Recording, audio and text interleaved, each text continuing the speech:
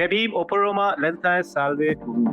Hello and welcome to the third episode of Unheard Echoes, the Global Work Anti-Sin Dialogue, a podcast series brought to you by the Global Forum of Communities Discriminated on Work Anti-Sin, also known as GFoD, where we amplify voices, uncover realities, and dive deep into the lived experiences and resilience of communities discriminated on work anti-sin worldwide. It's a platform voicing the rights and entitlements of those impacted by caste hierarchies and analogous systems across the continent. Initiated in 2019, GFoD co-creates spaces that emphasizes the rights and dignity of marginalized communities affected by systemic discrimination based on work anti-sin, such as Roma in Europe, Dalits and Burakamin in Asia, Haradin and Osu and others in Africa, Quilombola and Palenque in Latin America, and others who have suffered social prejudices while aspiring for a life of dignity and peace. And here we represent around 270 million people across the globe. I'm Naveen Gautam from GFoD, your host, and today we have the profound privilege of speaking with Nicoleta Bițu, a pioneering Romani feminist, intellectual, and activist whose career spans for 3 decades. Growing up along Romania's Black Sea coast, Nico was raised with a deep sense of justice and dignity. Her parents, who proudly and publicly displayed their Roma identity during the communist era, nurtured this sense of pride, even though being educated was unusual in the community. While she dedicated her early part to the Romani rights movement, becoming a founder of the Romani CRISS Center, she soon began questioning the movements from within, debating the universality of human rights with her husband, Nicolae, one of the key thinkers in the Romani movement. The inner conflict forced her to contend with the patriarchy and marginalization she faced inside her own culture, where some male activists tried to monitor her sexuality. Nico's intellectual awakening came through the works of Black feminists, particularly Angela Davis and Bell Hooks, whose book Ain't I a Woman became like a Bible to her, providing the lens to question the world's power dynamics. Welcome, Nicoleta. Hi, thank you for inviting me. It's a very high honor to be in this space with you. Yeah. Thank you. Glad to have you. Glad to have you, Nico, being educated was, I'm sure, unusual in your Romani community. Yet your parents raised you with a deep sense of justice and dignity. Could you elaborate on how your upbringing, particularly your father's public display of his Roma identity, which was very strong during the communist era, and the family's role as a source of resources and refuge for extended relatives, shaped your initial path towards activism, Nico? Yeah, I think I owe to my father a lot and to my mother. So it's because their way of displaying their Romani identity was very different during the communist time. I admit as well that they were in a privileged position. Yeah, because not many Roma were in that privileged positions, being educated. And my father finished the University of Law, and he was at that time he worked a lot, and he was the first one in his extended family to go to school and to go so far to school. So in time he became like a role model for all his community, and generations after him started to go to school. Yeah. So while in his time the school was not a value in the Romani community because it was the fear and of the Gage, and not the fear to become part of the Gage system, because Gage means everybody who is not Roma, and there's a mistrust between Roma and non-Roma, and this word embodies in itself the mistrust. So then in the generation of my father, he comes from a Kalderash family, by the way of castes and groups, so different groups of Roma, very poor and all relatives illiterate, right? So because of one teacher in his village, he was encouraged to go to school because that teacher saw the value in his mind and in his IQ. So basically, I owe everything I inherited to my two parents. And I always say being born in that family, it's a blessing and a curse in the same time. Yeah, my mother comes from a musician family, right? Another caste of Roma, another group of Roma, and very proud and everything, right? And with the sense of solidarity within the large group, which is like part of our culture, Romani culture, right? So combining the two of them, I grew up in this pride and in a sense of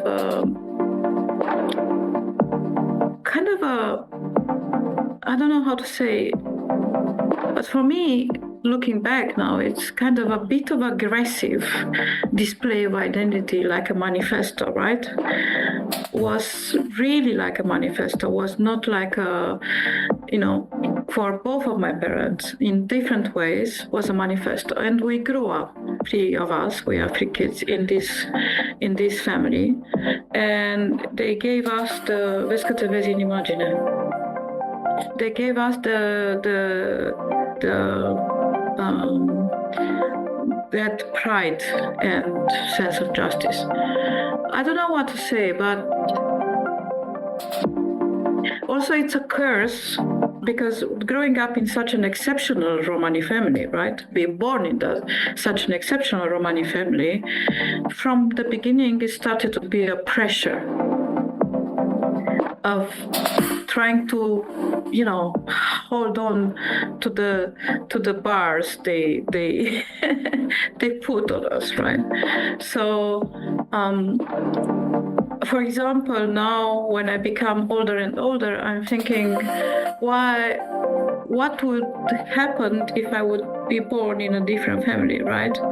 I would have been maybe a happier child and I wouldn't see the racism so early in my life or become so sensitive to the racism early in my life. But it is what it is, right? So I think they have put the seeds of activism in all of us. My brother is also an activist, and my sister is also not a public activist, but the way she lives her life, it's in solidarity and everything. So yeah. Thank you. I really like the way you have compared the blessings and the curse within your own life and the family. So that's very interesting to learn about. But it would also be interesting to know your relations and dynamics with Nicolai. You began questioning the Romani rights movement in the late 1990s, specifically wondering if Romani people believed in the universality of human rights or only they believed on their own rights and the movements. But how did this intellectual curiosity debated with Nicolai led you to start examining the conditions of women and girls within your community? Yeah, I think, again, the seeds were there because the curse of my family is not the pressure. It's not only the pressure I grew up in to be exceptional in everything I've done, but also because I've been a child witnessing domestic violence, right? My father beat my mother deeply, and my uncles too. So I grew up in this violent environment, which was not unusual for the communist time in Romanian society. So we're not only Roma beating their wives, they were like a common phenomena. So when I started to be an activist early 90s, in 91. So when I started to question the universality of human rights, it was really after almost 8 years of activism on the local level in conflict situations, right? So I was part of the Romani movement, growing on the field, seeing the role of Romani women when because I started my work in violent conflicts when Roma were beaten and houses burned and people expelled from villages, right? So that's how I started my activism in 91, in this kind of situation, which are very extreme and violent, yeah? So when you have such communities, you can see them kind of uncovered of any layers of culture and daily life and rules and everything, right? Yes. Because there's a crisis. So when you have a crisis, you have a community different than usual. So I could see in that period and my field work in these communities how the role the women played in going on, the life to go on in these kind of communities. While men were involved in fighting and with the others and with Roma and everything, women were the ones who, in a daily life, in a daily efforts, they continued the life of the communities. Yeah. So based on my family, based on my field work, and also being part of the Romani movement, we're fully involved in the Romani rights. I have started to also look to the way our Romani men colleagues, activists they were behaving towards the Romani women colleagues in the activism. So my first piece I wrote was not about the Romani communities, was mainly about the questioning the Romani women, the Romani movement, the Romani rights movement itself, right? In the way that we Romani women activists were perceived, treated, and everything. So, of course, it was not easy for me because I came with a luggage from home, in which my father was a police officer, and the traditional Roma considered him a traitor, right? I was the daughter of a trader. According to the Romani culture, my father was a traitor because he was imprisoning, he was doing his police job and imprisoning sometimes Roma. Yeah. So coming with all these labels on me, I added another one and started to think why we treat in the Romani movement the girls and women and boys, young boys, the way we treat them. And was not very easy. But again, I was in a privileged position when I started to do it. I was already married. So all my women gender tick boxes, identity, according to Roma culture, were fulfilled, right? I was married, I had 2 kids, I was active for already 8 or 9 years old in the Romani movement, so I've done my job for the Romani people, I was married, and so according to the tradition, I was a woman, a Romani woman, a real Romani woman, right? Again, I was in a privileged position compared with other colleagues of mine, Romani women who are single or other sexual orientation. I was the one in a privileged position. So I was married with a Romani leader as well. It's another privilege, right? Yeah. So that's how I started to question the universality of it. You also shared that male Romani activists often determined who was actually a good activist, and how some even tried to monitor your sexuality and called you names.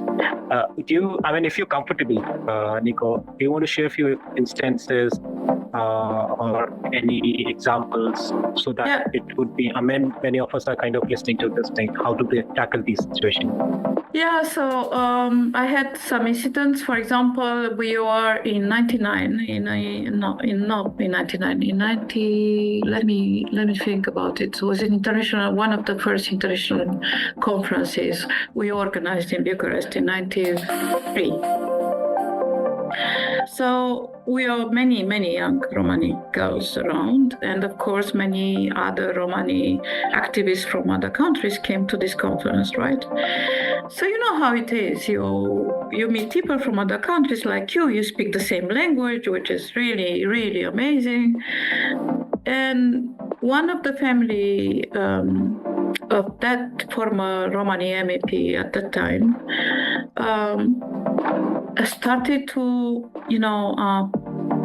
keep the doors of the exit of the hotel where we were all, to control our behavior, not to go out with other Romani men from other countries or to go in the town late night and everything, because we will destroy the image of the Romanian Romani movement. Which was really, growing up in the family I grew up, of course it was a kind of a control of the virginity, of our virginity, because that's the Romani value for girls, like the virginity is a cult of virginity in our communities. So it was, in some communities it's lost. So for me, I reacted to the control, not to the issue itself, but to the way they controlled us, right? They tried to control us. In another time, it was a Romani man colleague from another organization who heard that I had an adventure with someone, right? And he started to call me whore and names. And I reacted and I said, my father never talked to me like that. He respected me all my life. How dare you talk to me like that, right? So because of these instances and my reactions to these situations, I was perceived like a fucking bitch. Now I'm more relaxed in that, but in that time I was reacting more than I react now, unfortunately. So I think I'm tired. No. I definitely. This is not surprising, as I must say. It's very common in other places, especially. So typical for a woman who's facing work and decently discrimination, be the Roma women, be the Dalit women. Whenever she tries to talk about rights, she tries to talk about movement, she becomes an activist. These are the words which are being universally used against. And of course, the phrase which you mentioned, which was a very strong phrase of, this cult of virginity and men trying to control a women's sexuality. So that was pretty strong, and a very strong instance, no doubt. And of course, congratulations to you the way you have responded to these things, Nico. So, but thank you again. No problem. It was a long time ago, and my solution was after that not to lose my energy in conflict with men, but to create spaces, separate spaces for women. That was always my solution, because I understood that spending my time and energy and intellectual capacity in fighting all the time with them, without building the spaces needed for our Romani women to grow, there's no chance, there's no solution. So, yeah, definitely. Sure. So, thank you, Nico. Again, thank you for sharing this. No problem. Okay.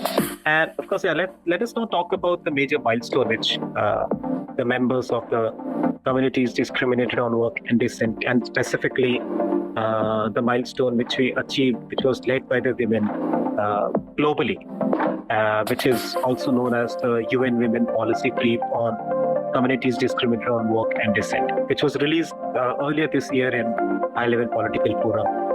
And the paper very specifically, the brief very specifically highlights that the women belonging to communities discriminated on work and dissent, also as I have been referring them as CDWD, they kind of suffer double discrimination.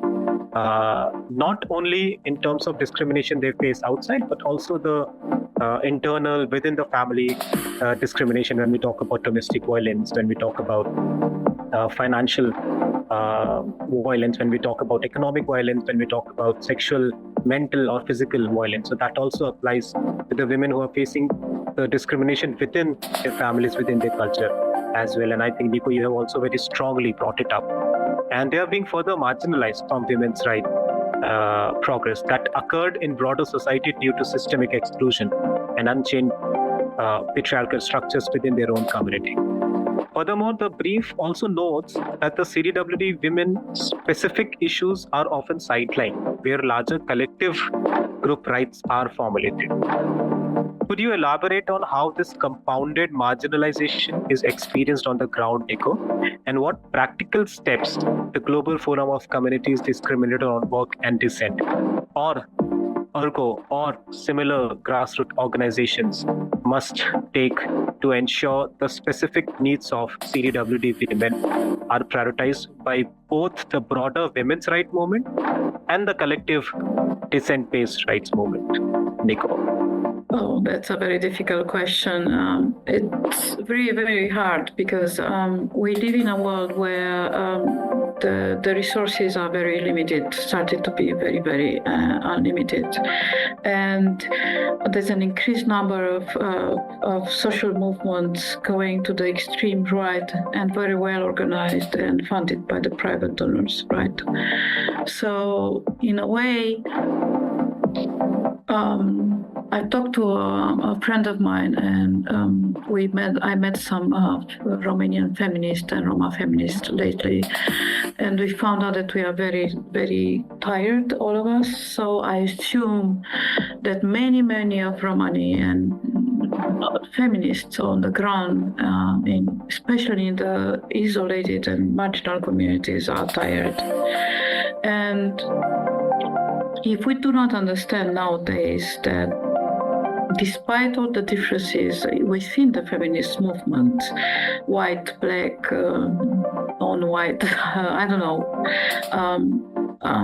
there's a common enemy, and the common enemy is extreme right, neo-Nazis and fascists, then we might not solve all the problems of our communities, because in a way, and it's very sad to say that, in a way, we are the ones, the activists are the ones who sense the danger of ideologies and politics first, not our communities. Our communities live their own life, daily life, in their needs, right? They don't know.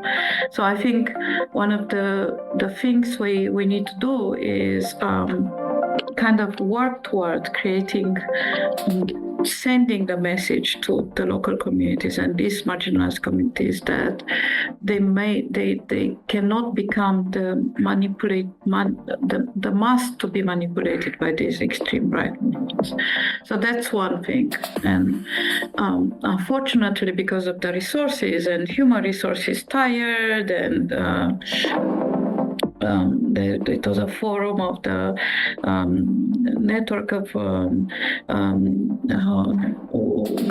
feminist associations working on violence against women, and there's like a sense of burned out among the feminist activists, right? On the other hand, what I'm trying to do with my local network of Romani women activists here in Bucharest is to create, to continue creating spaces for us local leaders, for the local leaders to meet. So we put our houses, our resources together and meet and continue to discuss and continue to, in a way, it's kind of creating support groups, networks of support for these activists who live their own daily life in the local communities. So, and it's really, for me, it's kind of an oxygen for me and for them as well. So I cannot imagine, because in this crazy world, the resources are so limited.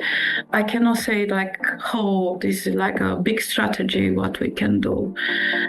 So the only two things I imagine is solidarity, because it was a time when the social movements became very scattered, like very kind of isolated. We are LGBTQ, you are the Romani movement, you are the feminist movement, you are the ones. And the social movements working on rights, they were scattered and very isolated one from the others. I think it's the time to reinvent the solidarity among our movement.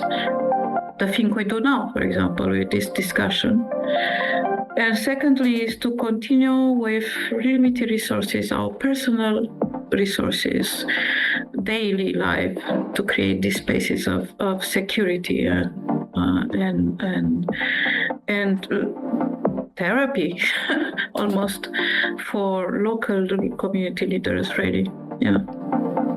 Thank you, Nico. And also, Nico, maybe it would be good to hear from you more on the UN policy brief and central recommendation of UN women policy brief, which also says that legislation and policy making must be done through continuous dialogue with the women who are affected from these forms of discrimination, which also ensures their meaningful participation is there. So what are the greatest institutional barriers which you think women face to ensure that the leadership and the localized knowledge of CDWD are authentically embedded in the planning and the realization of the policies, as opposed to mere token consultations, which also have been taking place recently? Specifically, how can stakeholders ensure that funding and resources are channeled to support grassroots organizations led by CDWD? I mean, the last part you have also indirectly kind of responded to. It would be good to have a response from your side on the first part, Nico.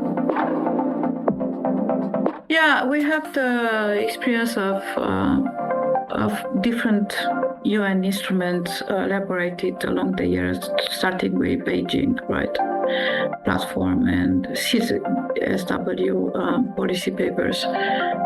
My worry is that,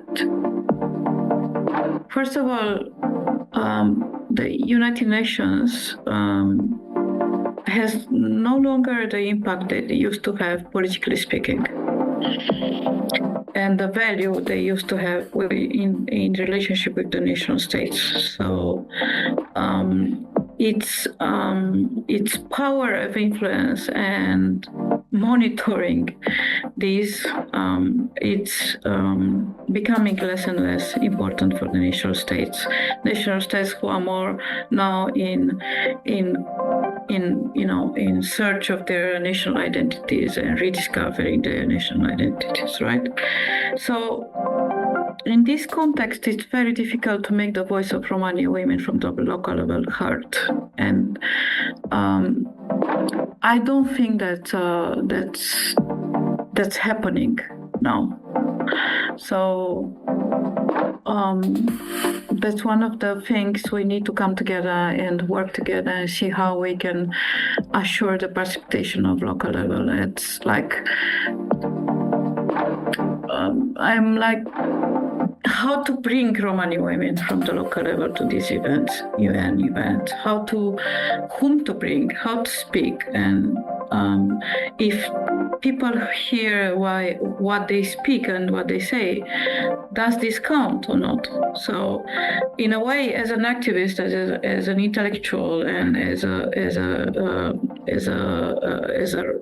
citizen of this world, I'm asking myself, how many years do I put my work and energy in these kind of meetings, and what impact has on the life of my Romani women on the ground, right? I bring them there.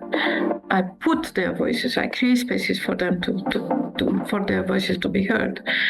The question remains how. And I think one of the solutions is for more and more Romani women or women activists from these communities to go in politics, really, in the structure of power. Because one of the problems we have is that the structures of powers are dominated by people who do not have the values we have. So I think, looking back on my life, one of the mistakes I've done is that I refused constantly to enter in politics, in structure of power. It might have been and that's an invitation for all the colleagues across the world, part of the forum, and to be more, how to say, aware of the structures of powers and how you can really say what Spivak said. Yeah. Like affirmative sabotage. Yeah. Yeah. Yeah. And Nico, also, I mean, the policy paper also calls for coordinated and sustained efforts to address and eliminate deeply embedded discriminatory ideologies and practices. And also, additionally, the paper cites the CDWD committee's call to transform the underlying cause of inequality and transform dominant paradigms of powers.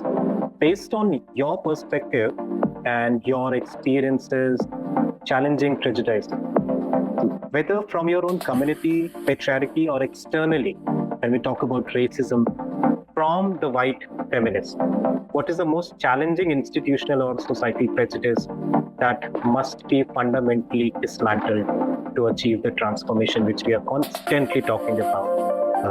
Nico? Oh, this is a very philosophical question, really. I think it's really difficult because if you look to the neo-fascist movement, you have this hate and the race theory and this kind of hierarchy of races. I don't know. I think I know the answer. The answer is that. Yeah, I know the answer. The answer is that take people out of their apathy, social apathy. Our communities, which are marginalized, and they don't believe that they have the power to change things around themselves. That's the problem we are confronted with. They don't believe in their power. They believe that it's apathy and whatever comes, it comes. So I think this needs to be changing. It's like make them believe that they can change things around them the way they want, they need, the way they need. So I think that's the most problem we have now. And the social media and all these platforms are influencing them in a way that we don't desire sometimes, right? And manipulate them the way it's not healthy for the future of these communities. So I think that's where there's the most work to be done. Yeah. So, Nico, I think we just had a discussion on policy creep. There was quite a lot of discussion, a lot of what we say, philosophical, intellectual, and so many sociological aspects which have come across during this thing. It was quite powerful actually because it has, whatever we have just now heard has come out from your own perspective and your experience, not something which is written on in black and white. So that's why it sounds more powerful, Nico. But Nico, I think maybe coming back to the past, you also described a pivotal intellectual awakening when you actually met American Jewish historian Ep.3, who introduced you to feminism, and you kind of fell in love with the work of Black feminists Angela Davis and Bell Hooks, whose book Ain't I a Women became like a Bible. That's a strong term which you have used to you. But can you discuss how the works of these thinkers has provided you with a lens to question the words power dynamics, specifically when we talk about the whole Romani movement and what the women have been facing due to the prolonged patriarchy existing in the world? Yeah, it was Kimberly. Don't forget about Kimberly Knisho. Is the one who brought the intersectionalism in this world, the concept. So,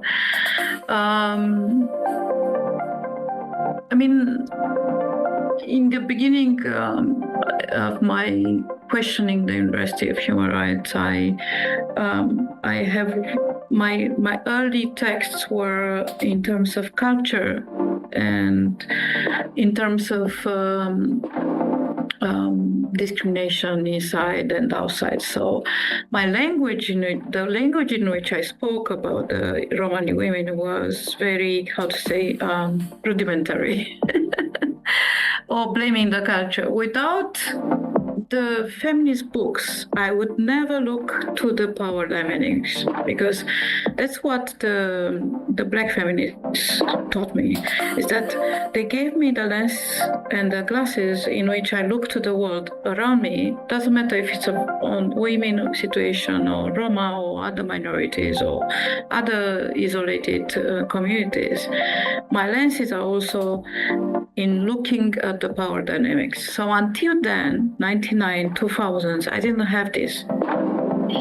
So that was the moment of, aha, that's the way it is, right? That's the way the world works. That's the way social movements, politics, and everything. And that's how I can explain the history of Roma, because they were never the power.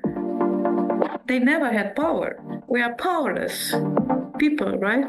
That's why we were subjected to slavery in Romania, to the Holocaust by Nazis, and more and more afterwards, right? And then I was like in this period, I also trying to, explain how we are faced internal discrimination and outside discrimination. So basically, the first time we started with double discrimination, multiple discrimination, we also introduced it in the Romanian law, the gender equality law. It's one of the first laws which has this thanks to the Romani and non-Romani feminist movements in Romania, right? But then I met Kimberly Crenshaw before the Durban conference, where I was part of the expert group on gender, which prepared the Durban conference, right?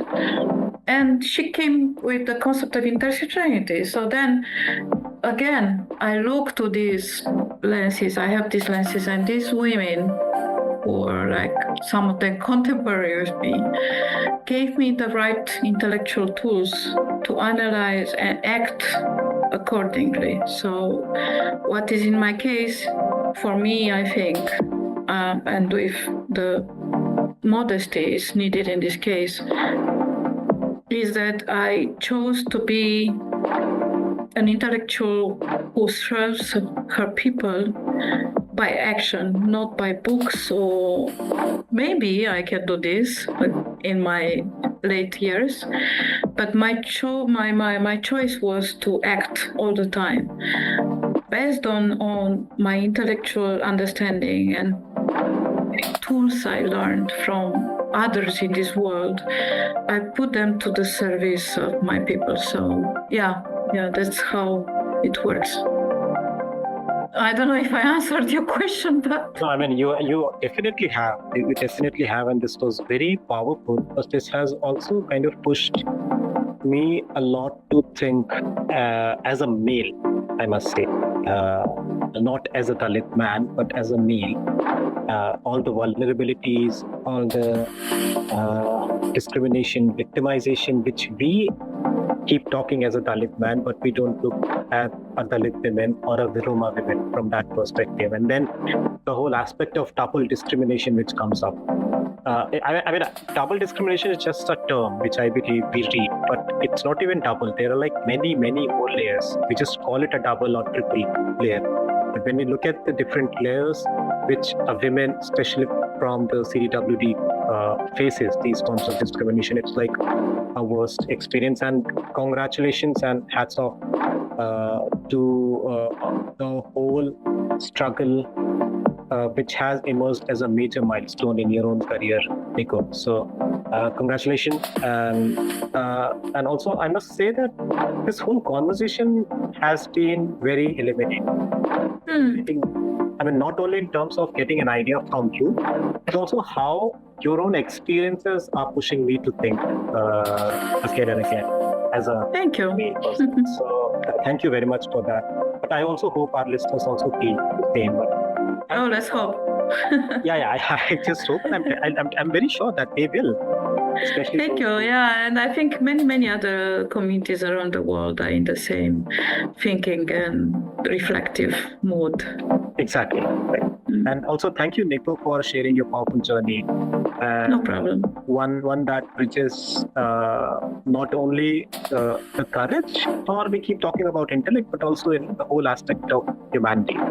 And the whole conversation will always remind us the fight for equality, not from a Roma perspective, but also from a perspective of a Roma women whose sexuality has also been a number of times attacked upon by those who call themselves as good activists. So that was a very strong and a powerful experience which you have shared earlier. But also, how do we reimagine freedom that also embraces not the physical freedom, but also the identities to celebrate our histories, culture. Because I also remember having a conversation with Simona last time in our earlier podcast, and the way she brought up the whole cultural aspect and how few of the cultural intellects and ideas were kind of stolen from the Romani culture and they were used somewhere else. So, and then I realized, okay, these are a few things which we also need to see and ensure that, identify cultural parts as well. But thank you again. No problem. And also from the whole Black Sea Romani movement, which we keep talking about, to the streets of India, or the Roma settlements to Dalit villages, from the Quilombola of Brazil to the Harappan communities in Africa. I mean, our struggle may differ in many other forms, Nico, but to some extent they also echo the same demand, which is about dignity, which is about justice, a fight against patriarchy, and of course the belonging. And as we close this episode of Unheard Echoes, we reaffirm the transformation begins when those who have been pushed to the margin, they also try to reclaim their voice and write their own narratives, just like you have already done, Nico. So I would thank you again, and let's stay tuned. We will see you and everybody who's listening to this podcast in the next episode of the Unheard Echoes, where we continue to amplify stories of resistance, resilience, and hope for our communities discriminated on work and dissent across the world. Until then, Jai Bhim, Opo Roma, Lenthai, Salve, Uhuru, and of course, peace and freedom to everybody who's listening to us. Thank you. God bless us. Bye.